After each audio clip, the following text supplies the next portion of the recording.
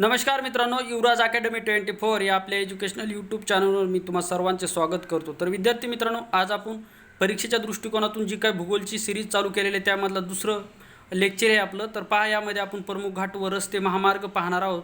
परीक्षेच्या दृष्टिकोनातून अत्यंत महत्त्वाचा टॉपिक आहे। PSI, STI, तलाठी, ग्रामसेवक, आरोग्य सेवक या सर्व स्पर्धा परीक्षेसाठी हा महत्त्वाचा टॉपिक आहे। तर पहा, पहिले पहा कसारा घाट, त्याला थळघाट असे म्हणतात। तर मित्रांनो, कसारा घाट आणि थळघाट हा मुंबई ते नाशिक या दरम्यान कसारा घाट आणि थळघाट लागतो। कुठला? कसारा आणि थळघाट हा मुंबई ते नाशिक या दरम्यान लागतो। कसारा आणि थळघाट एकच आहे। पुढचं पहा, माळशेज घाट मित्रांनो, ठाणे ते अहमदनगरच्या दरम्यान माळशेज घाट लागतो। माळशेज घाट ठाणे ते अहमदनगर दरम्यान माळशेज घाट लागतो। दिवा घाट हा पुणे ते बारामतीच्या दरम्यान दिवा घाट लागतो।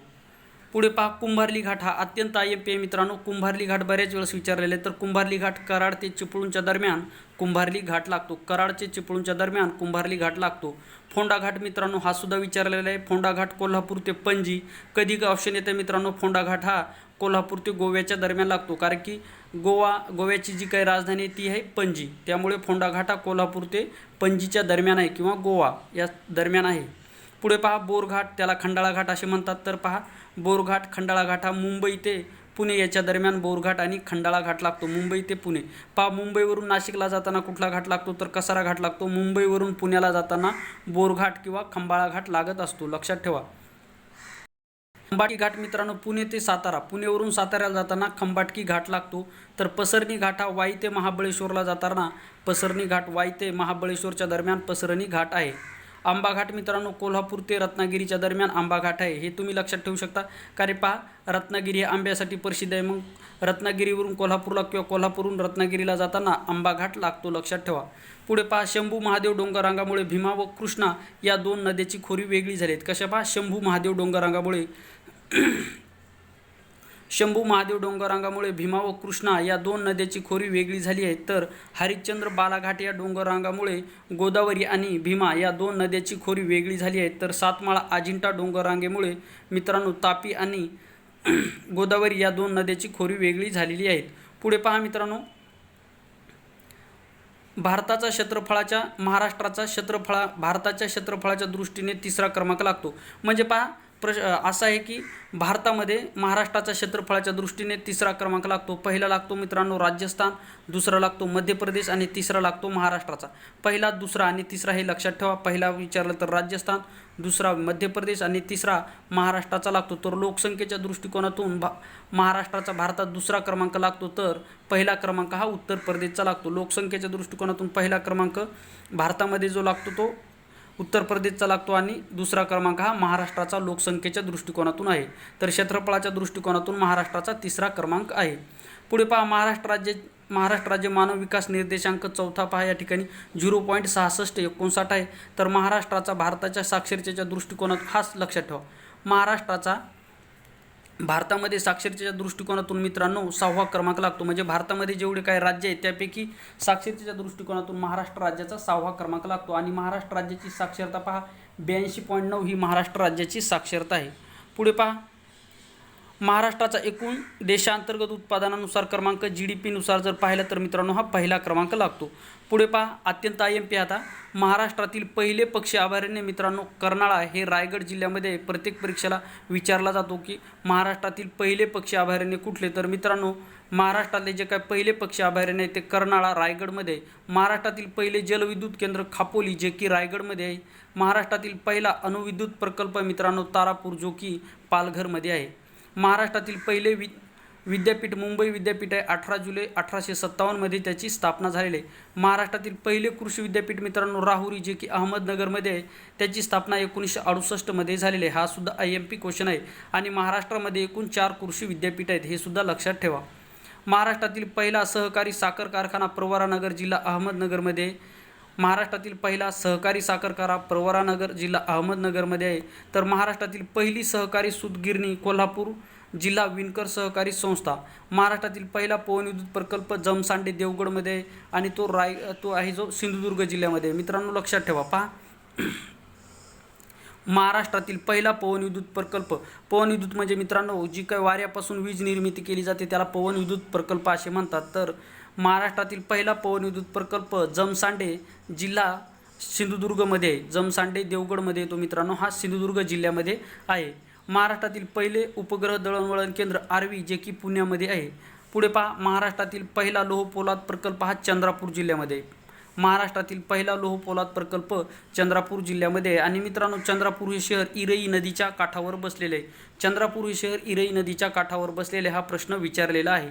पुढे पहा, महाराष्ट्रात भारतरत्न मिळणारे पहिले महाराष्ट्रीयन व्यक्ती कोण आहेत? तर मित्रांनो, भारतरत्न मिळणारे पहिले महाराष्ट्रीयन व्यक्ती आहेत धोंडो केशव कर्वे. हे समाज सुधारक होते मित्रांनो, धोंडो केशव कर्वे, आणि यांना 1958चा भारतरत्न पुरस्कार मिळालेला आहे.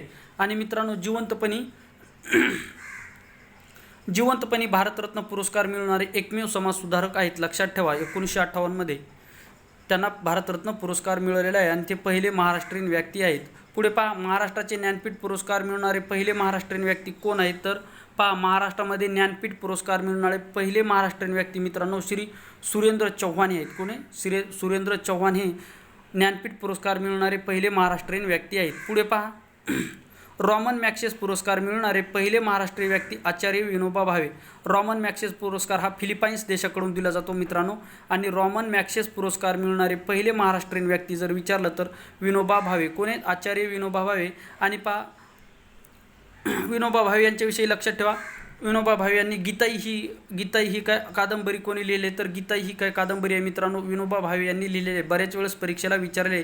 गीतारहस्य लोकमान्य टिळक, आणि गीताई जे लिहिली ते विनोबा भावे यांनी लिहिली. आणि पहा मित्रांनो, आचार्य विनोबा भावे हे पहिले यांनी भूदान चळवळ सुद्धा सुरू केलेली. 1951मध्ये भूदान चळवळ यांनी बिहार राज्यामध्ये सुरू केलेली. ते कोणी? आचार्य विनोबा भावे. आणि पहिले सत्याग्रही जर कोण असतील तर वैयक्तिक सत्याग्रही पहिले आचार्य विनोबा भावे आहेत. यांच्याविषयी लक्षात ठेवा. पुढे पहा, महाराष्ट्रातील पूर्ण विद्युतीकरण झालेला पहिला जिल्हा कुठला? तर वर्धा जिल्हा हा मित्रांनो महाराष्ट्रामध्ये विद्युतीकरण झालेला पहिला जिल्हा आहे. अखिल भारतीय मराठी संमेलनाचे पहिले अध्यक्ष कोण होते? तर मित्रांनो, अखिल भारतीय मराठी साहित्य संमेलनाचे पहिले अध्यक्ष होते न्यायमूर्ती महादेव गोविंद रानडे हे होते. कोण होते? न्यायमूर्ती महादेव गोविंद रानडे हे होते. आणि मराठी सत्तेचा उत्कर्ष हा सिद्धांत कोणी मांडला किंवा हे पुस्तक कोणी लिहिलं? तर मित्रांनो, मराठी सत्तेची उत्क्रांती हा सिद्धांत जो लिहिलेला आहे तो महादेव गोविंद रानडे यांनीच लिहिलेला आहे. लक्षात ठेवा, मराठी सत्तेचा उत्कर्ष. पुढे पहा, ऑस्कर नामांकनासाठी पाठविण्यात आलेला पहिला मराठी चित्रपट कुठला? तर मित्रांनो, ऑस्कर नामांकनासाठी पाठविण्यात आलेला पहिला चित्रपट असेल तो म्हणजे श्वास चित्रपट आहे. कुठला? श्वास. हा मराठी भाषेतला चित्रपट असून हा श्वास चित्रपट आहे. आणि हा 2004मध्ये ऑस्कर पुरस्कारासाठी पाठविण्यात आलेला महाराष्ट्रातील म्हणजे मराठी भाषेतील पहिला चित्रपट आहे. लक्षात ठेवा. पुढे पहा, तर महाराष्ट्राच्या प्राकृतिक रचना पाहूयात आपण. पहा, या ठिकाणी जर पाहिलं तर महाराष्ट्राचे प्राकृतिक 3 विभाग पडतात. पहा, महाराष्ट्राचे प्राकृतिक 3 विभाग पडतात. आणि प्रशासकीय जर विचारलं तर मित्रांनो, महाराष्ट्राचे प्रशासकीय 6 विभाग आहेत. आणि प्राकृतिक म्हणजे भौगोलिकदृष्ट्या, तर प्राकृतिक जर विचारलं तर मित्रांनो महाराष्ट्राचे 3 विभाग पडतात. किती? 3 विभाग पडतात. त्यामध्ये पहा, पहिला पश्चिमेकडून जर गेलो आपण तर पहिला कोकण किनारपट्टी, त्यानंतर जर पाहिलं समोर जर गेलो पूर्वेकडे तर पश्चिम घाट, त्याच्यानंतर जर गेलो तर महाराष्ट्र पठार. पहा, म्हणजे महाराष्ट्राचे प्रशासकीयदृष्ट्या 6 विभाग तर प्राकृतिकदृष्ट्या 3 विभाग पडतात. कोकण किनारपट्टी प्राकृतिक जर पाहिलं तर पहिला येतो कोकण किनारपट्टी, त्याच्यानंतर पश्चिम घाट, त्याच्यानंतर महाराष्ट्र पठार.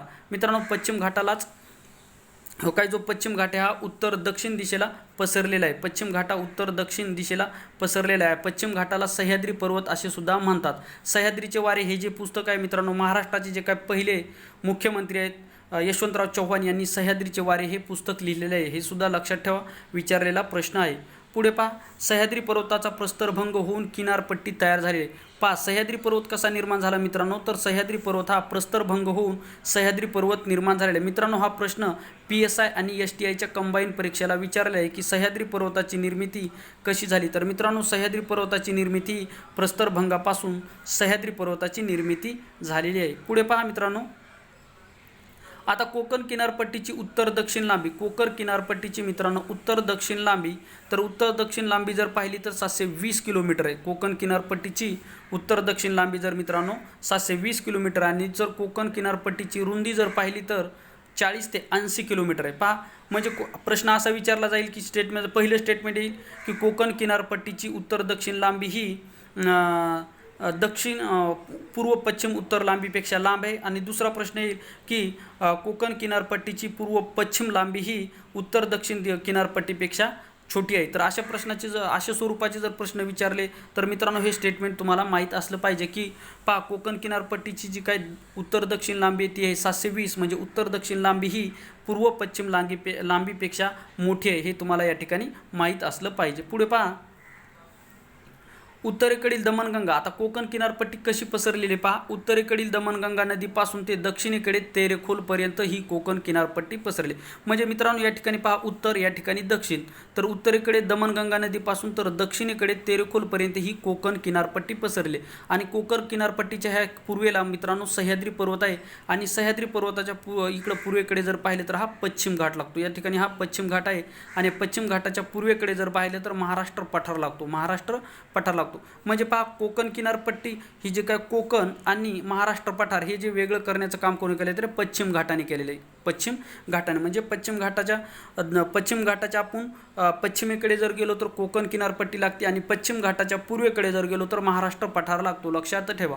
पुढे पहा, कोकणामध्ये सकल प्रदेशाची उंची जर विचारली तर पूर्वेकडे वाढत जाते. पहा लक्षात ठेवा. म्हणजे पहा, हा कोकण किनारपट्टी ही कोकण किनारपट्टी कोकण किनारपट्टीपासून म्हणजे पहा, हा समज कोकण आहे, एवढा हा कोकणचा भाग आहे मित्रांनो. तर आपण ज्यावेळेस म्हणजे पश्चिमेकडून पूर्वेकडे जातो त्यावेळेस ही काय याची उंची काय वाढत जाते म्हणजे पहा लक्षात ठेवा. कारण पहा, कोकणच्या पूर्वेकडे सह्याद्री पर्वत आहे, साहजिक आहे. म्हणजे कोकणच्या पूर्व दिशेकडे आपण जसं जाऊ तशी कोकण किनारपट्टीची उंची वाढत जाते. म्हणजे सह्याद्री पर्वतामुळे तुम्हाला हे लक्षात राहण्यास मदत होईल.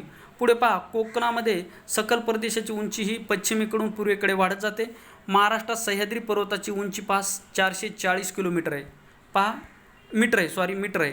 पहा, महाराष्ट्राची जी काय सह्याद्री पर्वताची उंची आहे महाराष्ट्रामध्ये ती काय आहे 440 मीटर आहे. उंची 440 मीटर आहे, लक्षात ठेवा. पुढे पहा, सह्याद्री पर्वतास पश्चिम घाट सुद्धा म्हणतात. सह्याद्री पर्वतास पश्चिम घाट सुद्धा म्हणतात, लक्षात ठेवा. पुढे पहा, उत्तरेस तापी नदीपासून दक्षिणेस कन्याकुमारीपर्यंत सह्याद्री पर्वत पसरलेला आहे. मित्रांनो सह्याद्री पर्वत कसा पसरलेला आहे पहा, या ठिकाणी उत्तर ते दक्षिण म्हणजे पहा उत्तरेकडून दक्षिणेकडे असा हा सह्याद्री पर्वत पसरलेला आहे. तर मित्रांनो पहा, उत्तरेकडे तापी नदीपासून उत्तरेकडे जी काय तापी नदी आहे या तापी नदीपासून हा दक्षिणेकडे कन्याकुमारीपर्यंत हा पसरलेला आहे. दक्षिणेकडे कन्याकुमारी म्हणजे आपला जो काही हिंदी महासागर आहे महाराष्ट्राच्या दक्षिणेला त्या ठिकाणी तो पसरलेला आहे. म्हणजे आणि हिंदी महासागरामध्ये मित्रांनो स्वामी विवेकानंद यांचं स्मारक आहे, लक्षात ठेवा. कन्याकुमारीला जो काही हिंदी महासागराचा किनारा लागलेला आहे त्यामध्ये स्वामी विवेकानंदाचं स्मारक आहे, लक्षात ठेवा. आणि सह्याद्री पर्वत हा उत्तरेकडून दक्षिणेकडे पसरलेला आहे, आणि तो उत्तरेकडे तापीपासून ते कन्याकुमारीपर्यंत पसरलेला आहे. सह्याद्री पर्वताची सरासरी उंची जर पाहिली तर मित्रांनो सह्याद्री पर्वताची सरासरी उंची ही 1200 ते 1300 मीटर आहे. किती? 1200 ते 1300 मीटर ही सह्याद्री पर्वताची निर्मिती आहे. आणि सह्याद्री पर्वत मित्रांनो महाराष्ट्रातला प्रमुख जलविभाजक आहे. हा सह्याद्री जो काय पर्वत आहे मित्रांनो, सह्याद्री पर्वतावरून उगम पावणाऱ्या ज्या काही नद्या आहेत त्या काही दक्षिणेकडे वाहतात आणि काही पूर्वेकडे वाहतात, लक्षात ठेवा. तर पहा, जेवढ्या काही नद्या कोकणामध्ये उगम पावतात त्या दक्षिणेकडे वाहणाऱ्या नद्या आहेत, लक्षात ठेवा. आणि म्हणजे सह्याद्री पर्वत हा महाराष्ट्रातला प्रमुख जलविभाजक म्हणून कार्य करतो, लक्षात ठेवा. आणि सह्याद्रीच्या जे काही पश्चिम भाग आहे त्याला सह्याद्री पर्वताच्या पश्चिम भागाकडे सर्वात जास्त पाऊस पडतो महाराष्ट्रातला. आणि महाराष्ट्रामध्ये सर्वात जास्त पाऊस मित्रांनो कोकणातील सिंधुदुर्ग जिल्ह्यातील आंबोली या ठिकाणी पडतो, हे सुद्धा तुम्ही लक्षात ठेवा. पुढे पहा, महाराष्ट्राचा 90% भूभाग हा दख्खनच्या पठाराने व्यापलेला आहे. मित्रांनो महाराष्ट्राचा जो काही 90% भूभाग आहे दक्षिण पठाराने व्यापलेला आहे. कशाने? दख्खन पठाराने व्यापलेले. दख्खन पठार म्हणजे महाराष्ट्र पठार, लक्षात ठेवा. आता महाराष्ट्राचे हवामान उष्णकटिबंधीय मोसमी प्रकारचे आहे. महाराष्ट्राचे जे काही हवामान आहे मित्रांनो उष्णकटिबंधीय मोसमी प्रकारचे आहे. आणि महाराष्ट्र राज्याला मित्रांनो जे काय अरबी समुद्रावरून जे काय वारे वाहतात ते वारे आग्नेय वायव्य नैऋत्यकडून जे काय ईशान्येकडे वारे वाहतात मित्रांनो, म्हणजे महाराष्ट्र राज्याला जो काय अरबी समुद्रावरून वारे वाहतात ते वारे पहा नैऋत्यकडून ईशान्येकडे वाहतात. या वाऱ्यापासून महाराष्ट्राला पाऊस पडतो, त्या वाऱ्याला मोसमी वारे असे म्हणतात. आणि मित्रांनो महाराष्ट्रामध्ये मोसमी वाऱ्यापासून जवळपास 80% पाऊस पडतो, हे सुद्धा तुम्ही लक्षात ठेवा. पुढे पहा, महाराष्ट्राचे पठारी भागाचे हवामान विषम व कोरडे आहे. तर महाराष्ट्राच्या पश्चिम जे काय पठारी भाग आहे पठारी भागावर साहजिक कोरडे हवामान असणार. तर पहा, महाराष्ट्राच्या पठारी भागावर मित्रांनो हवामान विषम व कोरडे आहे. कसे? विषम व कोरडे हवामान आहे. पुढे पहा, कोकणाचे हवामान दमट व सम आहे. कोकणाचे हवामान दमट व सम आहे. कोकण आपण जे काय मुंबई आणि जे काय कोकणामध्ये जेवढे काही जिल्हे येतात तर कोकणाचे हवामान कसे आहे मित्रांनो? दमट आणि सम हवामान आहे. तर मित्रांनो प्रश्न असे सुद्धा विचारले जातात की मुंबईमध्ये कापड गिरणी असण्याचं सर्वात जास्त कारण काय? तर मित्रांनो पहा, मुंबईमध्ये म्हणजे जे काय कापड निर्मितीसाठी दमट आणि सम हवामान हे आवश्यक असतं, त्यामुळे मुंबईमध्ये सर्वात जास्त कापड गिरणी आहेत. तर मित्रांनो कोकणाचं हवामान दमट व सम असण्याचं कारण असं की कोकणाला समुद्र किनारा लाभलेला असल्यामुळे कोकणाचं हवामान हे दमट व सम आहे. या ठिकाणी तुम्ही लक्षात ठेवा. पुढे पहा, अरबी समुद्रातून येणाऱ्या नैऋत्य मोसमी वाऱ्यापासून महाराष्ट्राला पाऊस पडतो. पहा, अरबी समुद्रावरून या नैऋत्य मोसमी वाऱ्यापासून महाराष्ट्राला पाऊस पडतो. लक्षात ठेवा, IMP क्वेश्चन आहे हा, परीक्षेला विचारलेला आहे हा. आणि हे वारे अरबी समुद्रावरून वाहतात हे सुद्धा लक्षात ठेवा. सह्याद्री पर्वताच्या पश्चिम उतारावर प्रतिरोध प्रकारचा पाऊस पडतो. सह्याद्री पर्वताच्या हा जो काय मित्रांनो सह्याद्री पर्वत आहे, मग सह्याद्री पर्वताच्या पश्चिमेकडे म्हणजे ही दिशा झाली पूर्व आणि ही दिशा झाली पश्चिम, म्हणजे सह्याद्री पर्वताच्या पश्चिमेकडे प्रतिरोध प्रकारचा पाऊस पडतो. प्रतिरोध म्हणजे मित्रांनो पहा, ज्यावेळेस कोकणावरून म्हणजे अरबी समुद्रावरून जे काय वारे असे वाहत येतात ते वारे या ठिकाणी पश्चिम घाटाला आडविले जातात आणि पश्चिम घाटाला आडविल्यामुळे मित्रांनो या ठिकाणी सर्वात जास्त पाऊस पडतो. कशामुळे? सर्वात जास्त पाऊस पडतो. आणि पहा, सह्याद्री पर्वताच्या पूर्वेकडे पावसाचं प्रमाण मात्र कमी कमी होत जातं आणि आपल्याला बघाव्यास मिळतं. त्यामुळे हे सुद्धा लक्षात ठेवा. प्रतिरोध म्हणजे काय? वाऱ्याच्या आडविल्यामुळे जो काय पाऊस पडतो त्याला प्रतिरोध स्वरूपाचा पाऊस असे म्हणतात. पहा, सह्याद्री पर्वताच्या पूर्वेकडील पठार महाराष्ट्र पठार असे म्हणतात. तर पहा, पठार किंवा दख्खन पठार असे म्हणतात. पुढे पहा, शंभू महादेव डोंगररांगामुळे भीमा व कृष्णा या दोन नद्याची खोरी वेगळी झाली आहे. शंभू महादेव व डोंगररांगामुळे पहा, शंभू महादेव डोंगररांगामुळे, शंभू महादेव डोंगररांगा मित्रांनो ह्या सातारा जिल्ह्यामध्ये आहेत आणि या शंभू महादेव डोंगररांगामुळे भीमा आणि कृष्णा या दोन नद्याची खोरी वेगळी झाली आहेत. कुठली? भीमा आणि कृष्णा या दोन नद्याची खोरी वेगळी झाली आहेत. लक्षात ठेवा. पुढे पहा, हरिश्चंद्र बालाघाट. आता हरिश्चंद्र बालाघाट डोंगररांगा मित्रांनो ह्या अहमदनगर जिल्ह्यामध्ये आहेत. तर पहा, हरिश्चंद्र बालाघाट डोंगररांगामुळे गोदावरी आणि भीमा या दोन नद्याची खोरी वेगळी झाली. पहा, भीमा कृष्णा नदीला वेगळं करण्याचं कार्य शंभू महादेव डोंगररांगा करतात आणि गोदावरी व भीमा या दोन नद्याला वेगळं करण्याचं कार्य हरिश्चंद्र बालाघाट या डोंगररांगा करतात. तर मित्रांनो पहा, सातमाळा डोंगररांगा हे महाराष्ट्र राज्याच्या उत्तर दिशेला आहेत. तर पहा, महाराष्ट्र राज्याच्या उत्तर दिशेला सातमाळा अजिंठा डोंगररांगा असून ह्या औरंगाबाद जिल्ह्यामध्ये पसरलेले. तर पहा, या ठिकाणी गोदावरी व तापी नद्यांना वेगळं करण्याचं कार्य हे सातमाळा अजिंठा डोंगररांगा करतात. लक्षात आलं तुमच्या? पहा, शंभू महादेव डोंगररांगा ह्या कृष्णा व भीमा नदींना वेगळं करतात, तर हरिश्चंद्र बालाघाट डोंगररांगा ह्या गोदावरी व भीमा नदींना वेगळं करतात, तर सातमाळा अजिंठा डोंगररांगा ह्या गोदावरी व तापी या नदींना वेगळे करतात. अत्यंत IMP क्वेश्चन आहेत मित्रांनो. पुढे पहा, तर महाराष्ट्रातील काही परीक्षा भूमिकी तर वैशिष्ट्ये आपण पुढच्या लेक्चरमध्ये पाहणार आहोत.